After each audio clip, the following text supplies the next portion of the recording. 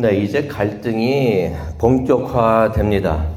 예수님과 유대 지도자들 간에 갈등이 있었는데요. 그 갈등이 이제 표면 위로 이제 나타나기 시작을 하는데요. 유대 지도자들이 예수님의 설교를 계속 들어왔어요. 계속 들어왔고 또 예수님께서 사역하시는 것과 기적을 행하시는 것을 지켜봤습니다. 그런데 이제 와서 그 사람들이 이제는 대놓고 예수님을 반대하기 시작을 합니다. 그런 거죠. 가만히 지켜보고 있고 설교도 들어봤고 사역도 보고 하는데 판단해 보니까 자신들이 예수님과 함께 갈 수 없다고 이제 결론이 된 것입니다. 자신들과 예수님이 결이 다르다는 것입니다. 예수님이 자신들과 안 맞는다고서 이제 결정이 스스로 난 것입니다. 그래서 이제 그 예수님과 그 지도자들 간의 갈등이 이제 본격화되는데요. 그들의 이러한 결정, 저 사람은 우리하고 안 맞아, 함께 갈 수 없네 하면서 그 예수님을 치려고 하는 그러한 말씀들이 이제 성경에 계속해서 나오는데요. 우리가 오늘 보게 되는 이제 요한복음 7장만 하더라도 여러 부분에서 구절에서 그런 말씀이 나옵니다. 이제 예수님께서 갈릴리에서 사역을 하시다가 이제 유대 지방으로 가시기를 꺼려 하시는데요. 그 이유가 7장 1절에 나옵니다. 7장 1절을 보니까 유대인들이 예수님을 죽이려 하기 때문에 예수님을 아직 때가 안 됐는데 예수님께서 죽으실 때가 안 됐는데 그 사람들이 죽이려 하니까 예수님이 유대 지방 가는 것을 꺼려 하신다는 것을 우리가 보게 됩니다. 그런 것 같습니다. 사람들이요. 예수님이 자신들의 편이 될 수가 없고 예수님과 함께 갈 수 없다고 판단이 되니까 예수님을 죽이려 했다는 것이에요. 그런 것 같아요. 사람들이 자기 편 아니면은 내 편 아니면 다른 편이네 해가지고 그렇다면은 죽여야겠구나 하면서 조직적으로 제거를 하려고 하는 것이 세상 사람들의 마음인 것 같습니다.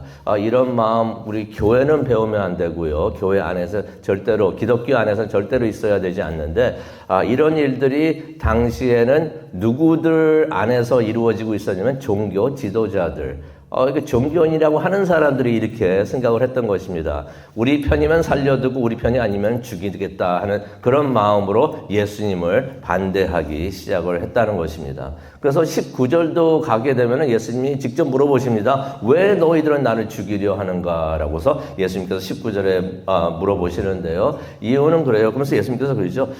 당신들이 내가 안식법을 어겼다고 해서 나를 죽이려고 하는가 하면서 그런 것을 우리가 또 보게 됩니다. 23절에 나오죠. 예수님께서 안식일법을 어겼다고 예수님께 화를 내는 것을 우리가 23절을 통해서 봅니다. 그리고는 그들이 이제 예수님을 잡으려고 하는데요. 그러한 말씀이 30절과 32절과 44절에 보게 됩니다. 예수님을 막 잡으려고 하는 것이에요. 근데 잡지를 못합니다. 왜 그랬습니까? 아직 때가 되지 않았기 때문에. 하나님께서 정하신 때가 되지 않았기 때문에 아직까지는 예수님께서 십자가에 붙잡혀서 죽으실 때가 되지 않았기 때문에 이 사람들이 그전에도 예수님을 잡으려고 했지만은 잡지 못했다는 것입니다. 그래서 어떻게 보면은 예수님께서 십자가에 어쩔 수 없어서 잡혀가지고 죽으신 게 아니에요.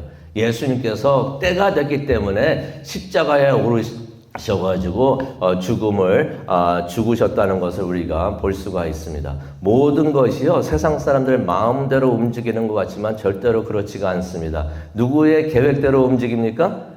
모든 일이 하나님의 계획대로 되는 줄로 믿습니다. 하나님의 뜻대로 되는 줄로 믿습니다. 때가 되지 않으면 하나님의 때가 되지 않으면은 모든 것이 그대로 되지 않는 것을 우리가 깨닫기를 원합니다. 그래서요 우리가 하나님의 사람이 되면은 세상이 우리들을 함부로 하지를 못합니다. 하나님께서 지켜보호해 주시기 때문에 우리가 하나님의 사람 되기를 원합니다. 하나님께서 지켜보호해 주십니다. 3절을 보게 되면 형제들이 나옵니다. 요한복음 7장 3절을 보게 되면 형제들이 나오는데 이 형제들이 누구냐면은 예수님의 형제들이에요. 좀 더 자세하게 말을 한다면은 이부 형제라고 우리가 말을 할 수가 있습니다. 어머니는 같지만은 아버지가 다른 거예요.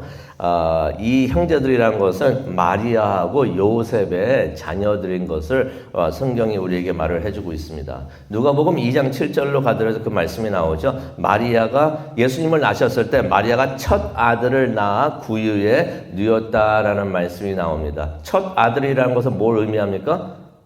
자녀들이 이후에도 더 있었다는 것을 의미를 합니다. 그런데 어떤 사람들은 이것을 인정을 하려고 하지 않습니다. 마리아가 예수님 이후에 자녀들을 낳았다는 것을 인정을 하려고 하지 않아요.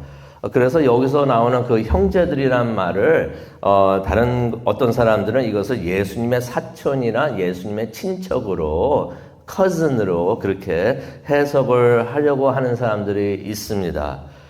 이유는 간단합니다.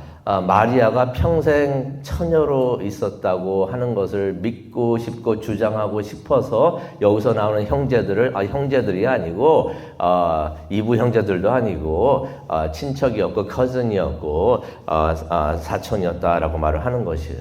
왜 그렇습니까? 마리아를 신격화하기 위해서 그렇게 하는 것을 우리가 보게 되는데 그건 절대로 성서적이 아닌 것을 우리가 깨닫기를 원합니다.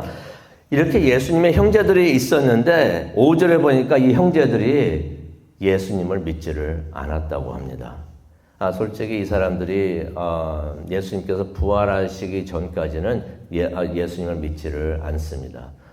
그러다가 이제 야고보라는 형제는 나중에 예수님을 믿고서 교회의 큰 기둥이 됩니다.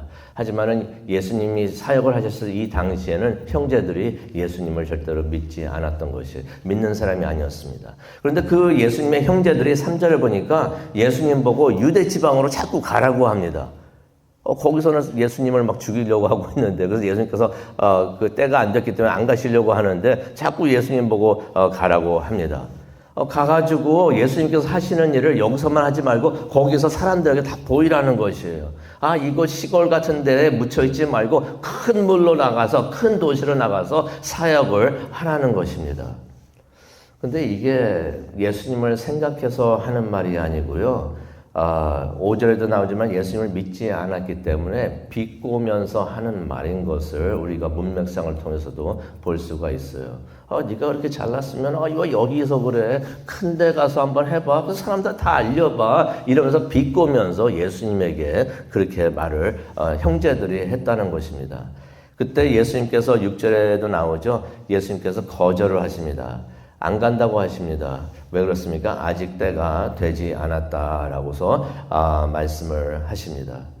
예수님께서는 세상의 지혜로 사역하고 삶을 살지 않으셨다는 것을 우리가 볼 수가 있어요. 세상 사람들은 그렇게 당신이 그렇게 능력이 있으면은 큰 데 가가지고 하면은 큰 사역을 하게 되면은 더 좋지 않겠는가라고 말을 하지만은 예수님께서는 사람의 지혜대로 하는 것이 아니라 하나님께서 주시는 그 지혜는 어떠한 지혜인가? 하나님의 시간표대로 움직이는 것이 지혜인 줄로 믿습니다. 사람들이 좋다고 하는 것을 행하는 것이 아니라 하나님께서 좋다고 하는 것을 우리가 하나님의 시간에 하기를 원합니다.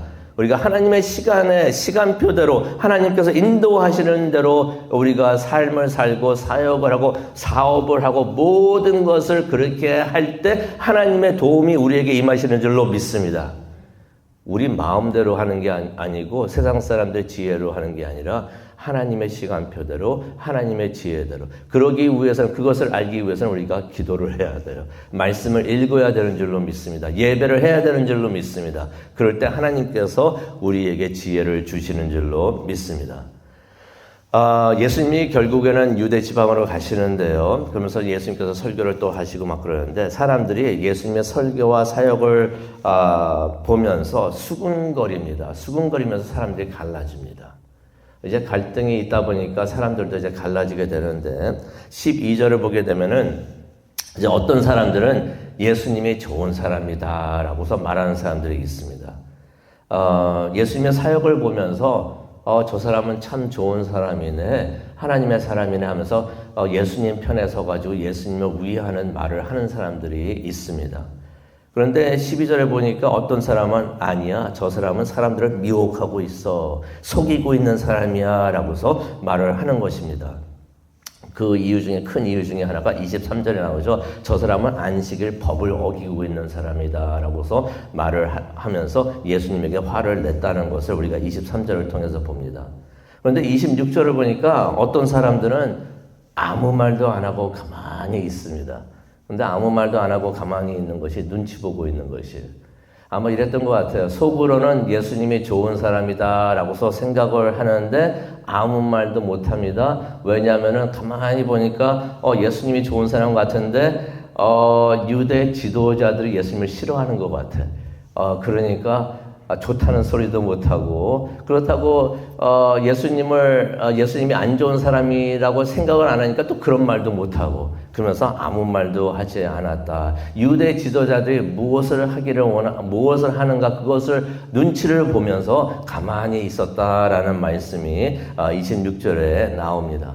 그렇다면 유대 지도자들은 무엇을 하고 싶었는가? 우리가 오늘 읽은 말씀을 통해서도 알 수가 있는데요. 예수님을 잡아서 죽이기를 원했던 것이에요. 하지만은 여러 번 그게 우리가 1절에도 보면서 우리가 알 수가 있는데 예수님을 잡아서 죽이려고 하는데 그것을 성공을 못합니다. 여러 번 사람들을 보내가지고 예수님을 잡아오라고 하는데 잡아오지를 못합니다. 예수님의 몸에 손을 대지를 못하는 것이에요. 왜 그랬습니까? 하나님께서 허락을 하지 않으셨기 때문에. 하나님께서 모든 일을 통제하고 계셨기 때문에 이 사람들이 유대인 지도자들이, 종교 지도자들이 예수님의 몸에 손을 대지 못했다는 것입니다. 모든 일을 하나님께서 통제하고 계셨던 것입니다.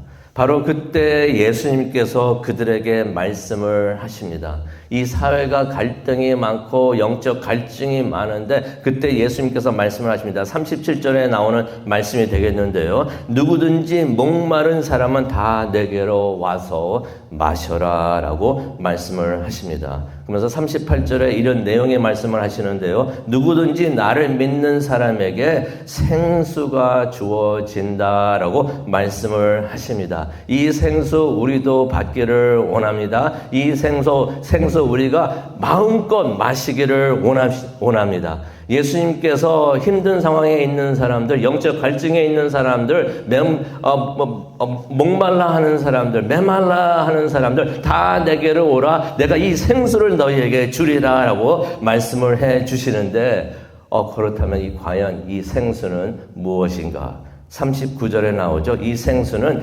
예수님을 믿는 사람들이 아무나 받는 게 아니에요. 예수님을 믿는 사람, 예수님을 구세주로 믿는 사람들이 그 사람들만 받을 수 있는 성령이다라고서 말씀을 해 주십니다. 그 성령을 받으면 우리의 우리가 영적 갈증을 느끼고 있는데 때로는 영적 갈증을 느끼면서도 모를 수가 있는데 예수님을 찾아오면 예수님께서 이 생수를 주신다는 것입니다. 예수님을 믿어야만 받을 수가 있는데 이 성령을 받게 되면 우리가 영적 갈증을 해소하면서 삶에서 만족감이 있는 그러한 삶을 우리가 살 수 있다는 것을 예수님께서 말씀을 해 주십니다. 이 세상에 많은 갈등이 있었고 영적 갈증이 있었는데 이때 필요한 것이 무엇인가? 성령이라고 예수님께서 말씀을 해 주시는 것입니다. 우리는 혹시 이런 갈증이 없나요? 우리가 이러한 영적 갈증이 있다면 우리가 성령을 구하기를 원합니다. 오늘 이 아침 성령을 구하고 성령을 얻고 성령을 마음껏 마시는 오늘 이 아침 되기를 우리가 간절히 축원합니다. 우리가 성령으로 충만해야지. 우리가 성령 세례를 받았는데 우리가 성령으로 충만해야지 삶에서 활기를 찾을 수가 있고 영적 만족을 얻을 수가 있는 줄로 믿습니다. 우리 이 말씀을 생각을 하면서 기도하는 이 시간 되기를 원합니다. 사랑과 은혜가 충만하신 하나님 아버지 감사합니다. 우리에게 말씀을 주시는 것 너무나 감사합니다. 우리에게 영적 갈증이 있을 때, 우리가 영적으로 메말라 있을 때 성령을 충만히 받을 수 있고 그것을 위해서 기도하는 우리 모두가 되게 하여 주시옵소서.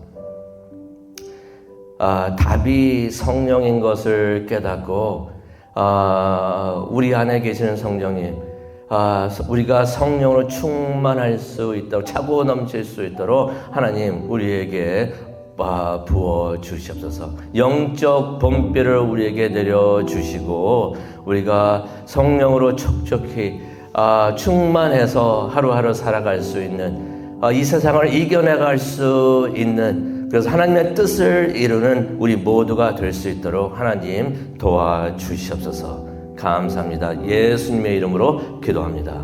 아멘.